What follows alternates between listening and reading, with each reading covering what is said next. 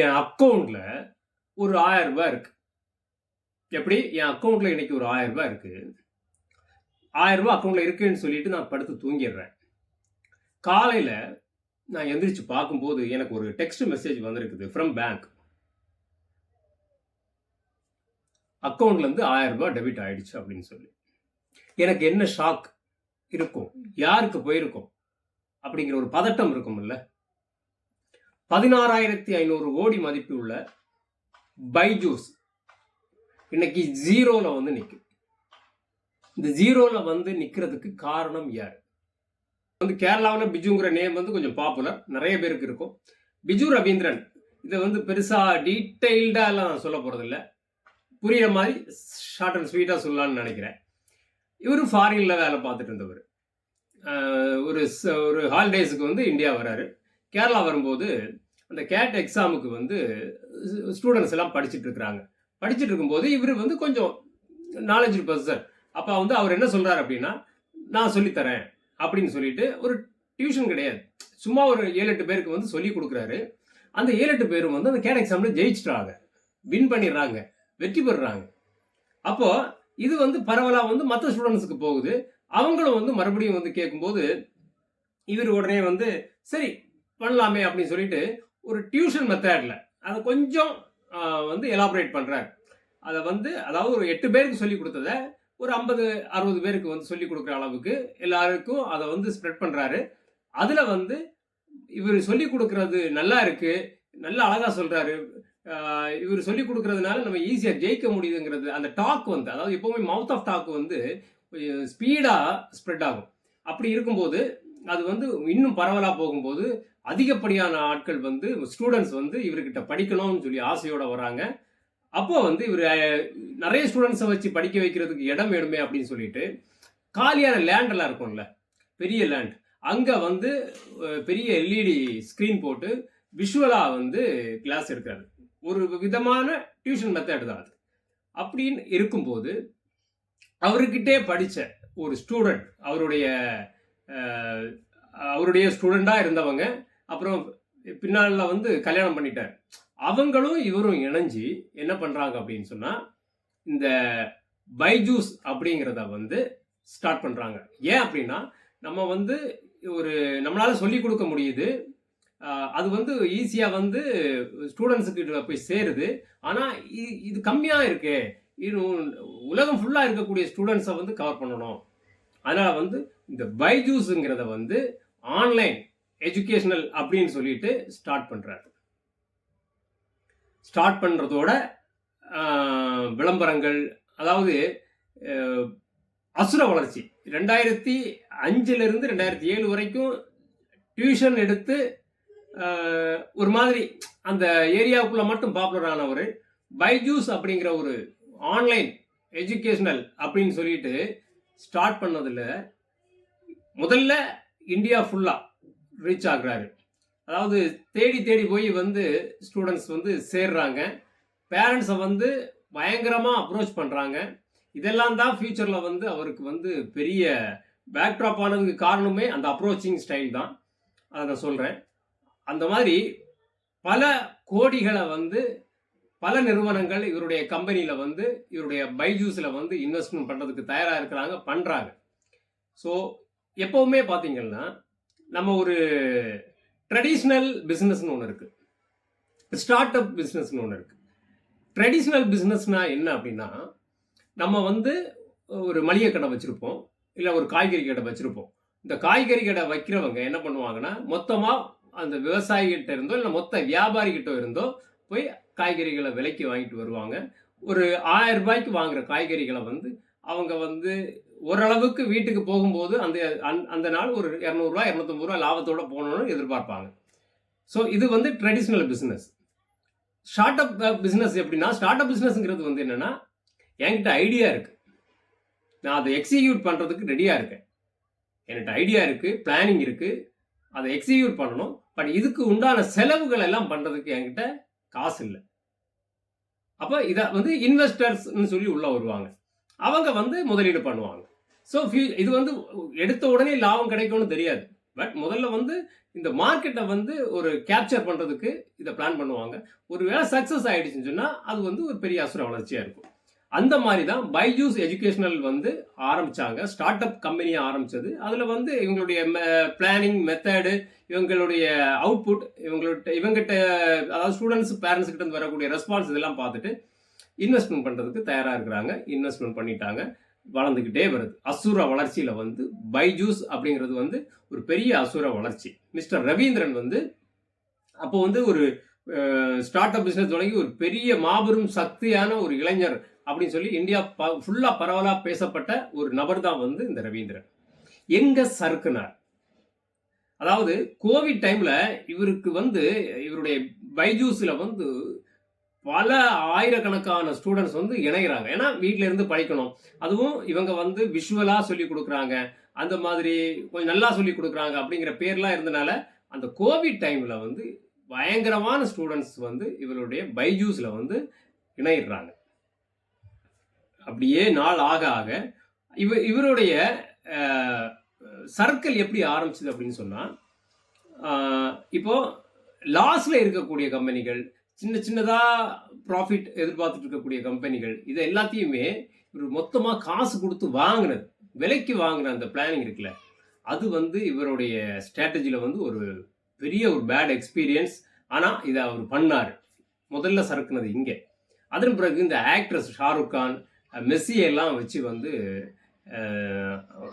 விளம்பரத்தில் நடிக்க வச்சார். அதெல்லாம் வந்து பார்த்தீங்கன்னா பயங்கரமான எக்ஸ்பென்சிவ். அதாவது ஸ்ட்ராட்டஜி பெருசாக ரீச் பண்ணணும் அப்படின்னாலுமே, ஆனால் அவங்களுக்கெல்லாம் பயங்கரமான எக்ஸ்பென்சிவான அவங்க நடிகர்களாக இருக்கட்டும், பிளேயராக இருக்கட்டும். அப்போ அதுக்குண்டான காசு இந்தியன் டீமுக்கு, அதாவது இந்தியன் கிரிக்கெட் டீமுக்கு வந்து ஸ்பான்சர், டைட்டில் ஸ்பான்சராக வந்து இவங்க போகிறாங்க. அதுக்கு வந்து பல கோடி ரூபாய் ஒப்பந்தத்தில் வந்து கையெழுத்து போடுறாங்க.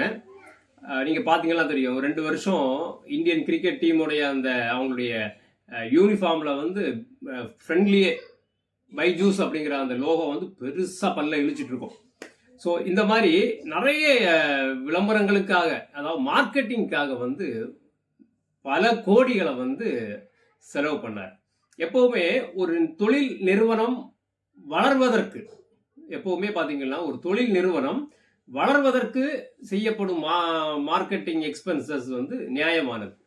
ஆனால் உச்சபட்சமாக ஒரு அளவிற்கு வளர்ந்த பிறகு தேவையானதை மட்டும் செய்யணும் அப்படின்னு நினைக்கணும். ஆனால் இவர் வந்து அதிகப்படியான மார்க்கெட்டிங் யுக்திகளை வந்து தவறான முறையில் செலக்ட் பண்ணதுனால அதெல்லாம் வந்து அவருக்கு வந்து திருப்பி அடிக்க ஆரம்பிச்சது.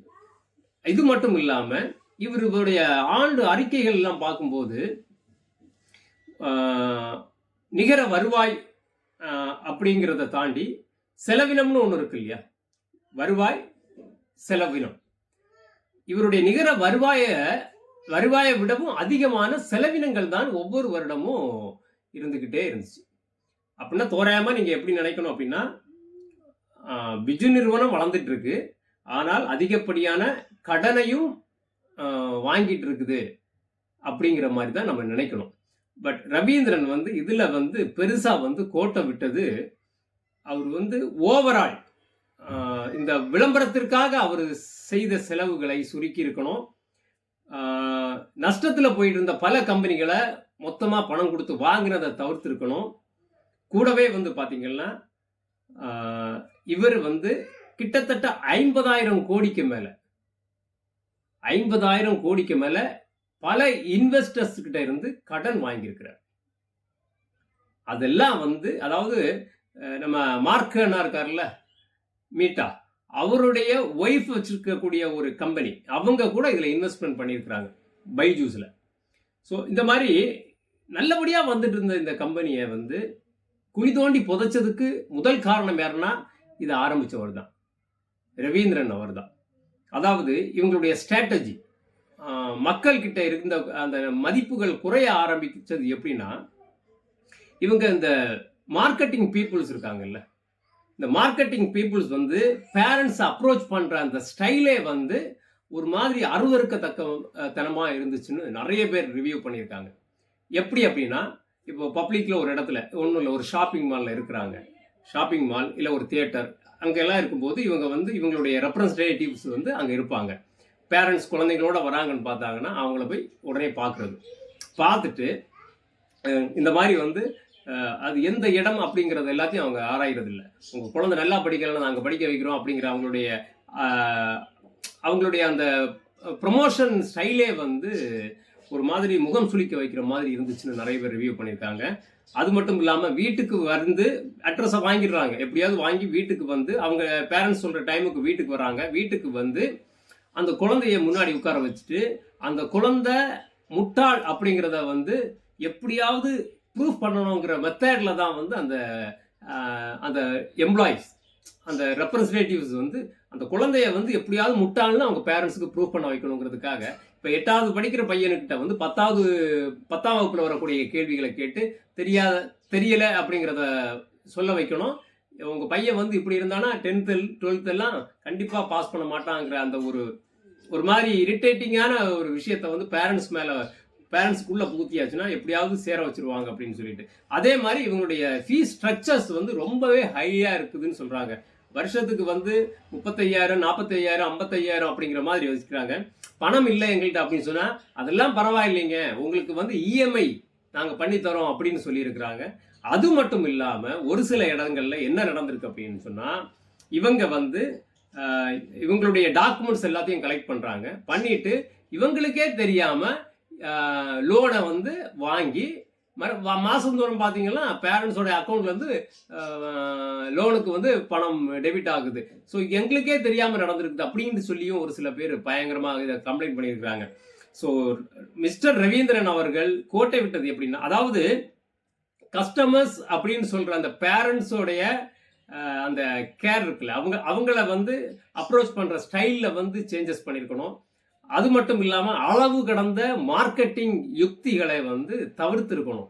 மார்க்கெட்டிங்கிறது வளர்ந்து கொண்டே இருக்கும் நிறுவனத்துக்கு தேவை. வளர்ந்த நிறுவனத்துக்கு இவ்வளவு அதிகப்படியான மார்க்கெட்டிங் தேவையாங்கிறது பெரிய ஒரு கொஸ்டின் மார்க். எதற்காக இந்த ஸ்ட்ராட்டஜி அவர் ஃபிக்ஸ் பண்ணாருன்னு தெரியல.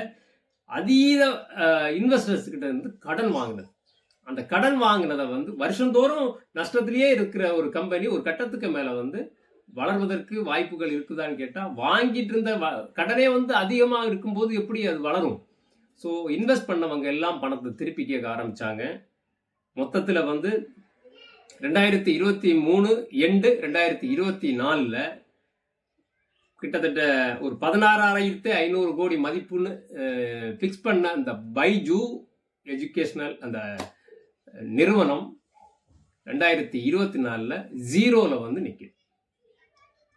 இப்போ பிசிஐசிஐ வந்து ஒரு அக்ரிமெண்ட் போட்டிருப்பாங்கல்ல, ஸ்பான்சருக்கு வந்து இவ்வளோ ரூபா தரணும்னு சொல்லி. இவங்க வந்து கொஞ்சம் ரூபா தான் கொடுத்துருக்குறாங்க, இன்னும் கொஞ்சம் கொடுக்கணும். அதுக்கு வந்து கேஸ் போட்டிருக்காங்க, எங்களுக்கு இன்னும் பணம் தர வேண்டி இருக்குது அப்படின்னு சொல்லிட்டு.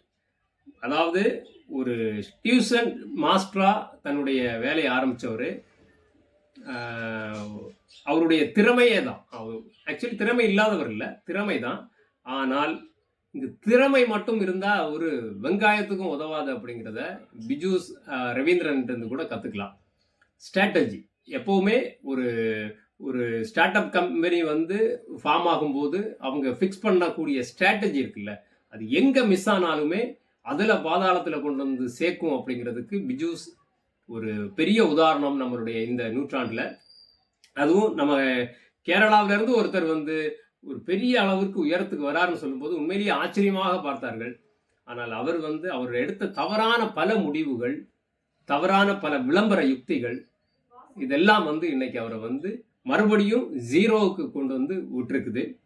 ஆனால் நிறைய நிபுணர்கள் என்ன சொல்றாங்க அப்படின்னு சொன்னா, பிஜூஸ் இனிமேல் வந்து மேலே வர்றதுக்கு உண்டான வாய்ப்பு சுத்தமா இல்லை அப்படிங்கிறத தான் வந்து தெளிவாக சொல்றாங்க. ஏன்னா பப்ளிக் கிட்ட வந்து நல்ல ஒப்பீனியன் இல்லை. இப்போ பிஜூஸ் ஆரம்பித்த புதுசில் வந்து பப்ளிக் கிட்ட வந்து தேடி போய் இணைஞ்ச பேரண்ட்ஸ், அதுக்கு பிறகு இவங்க வந்து விடாமுயற்சியாக வந்து துரத்தி போனாலுமே வேண்டான்னு சொல்லிட்டு ஒதுங்கி போக ஆரம்பித்தாங்க. ஏன்னா இவங்களுடைய அணுகுமுறை, அதாவது பிஜூஸ் நிறுவனத்துடைய ஊழியர்களுடைய அணுகுமுறை வந்து ரொம்ப மோசமாக கேவலமாக இருந்துச்சுன்னு வரைக்கும் சொல்கிறாங்க.